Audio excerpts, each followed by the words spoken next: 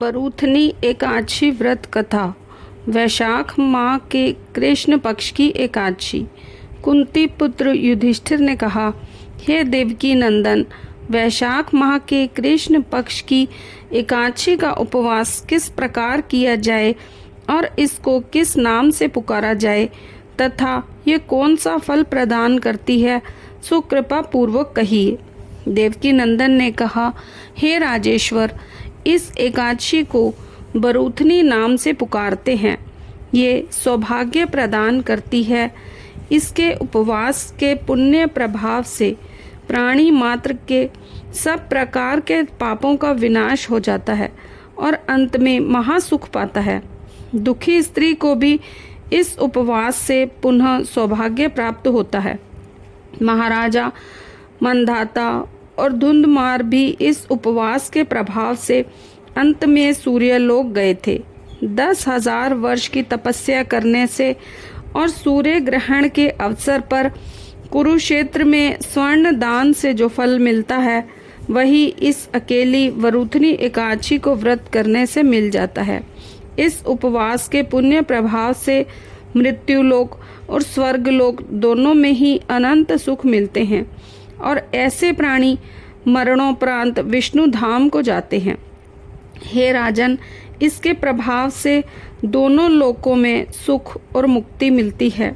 शास्त्रों में कहा है कि हाथी दान से अश्वदान तथा अश्वदान से भूमि दान ज़्यादा बेहतर है, परंतु दोनों दानों से अधिक उत्तम तिल दान है।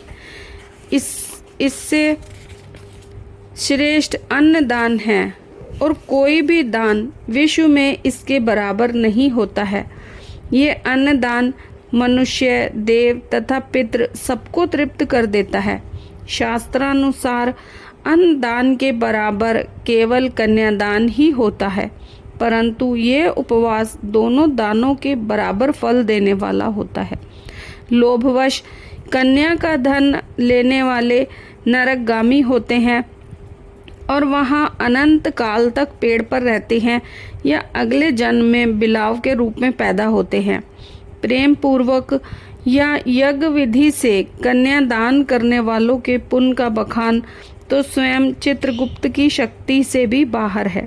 इस उपवास को करने वाले प्राणी कन्या दान के तुल्य ही फल पाते हैं। बरूथनी एकादशी उपवास करने वालों को दशमी के दिन से ही त्याज्य है। कांसे के बर्तन में भोजन, चना या कोदों का सेवन, मसूर की दाल, पराया अन्न, शाक, शहद, दोबारा भोजन लेना तथा पत्नी अथवा अन्य स्त्री से सहवास करना तथा मांस खाना। उपवास वाले दिन न तो जुआ खेलें और न ही सोएं। उस दिन पान खाना, पर निंदा या चुगली करना, दातुन करना, तेल तथा अन्न लेना, पापी व्यक्तियों से बोलना वर्जित है।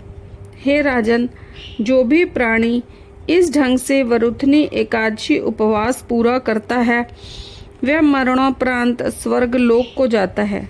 यमराज से भय खाने वाले भी इस एकादशी उपवास को नियमानुसार तथा विधान पूर्वक पूरा करें।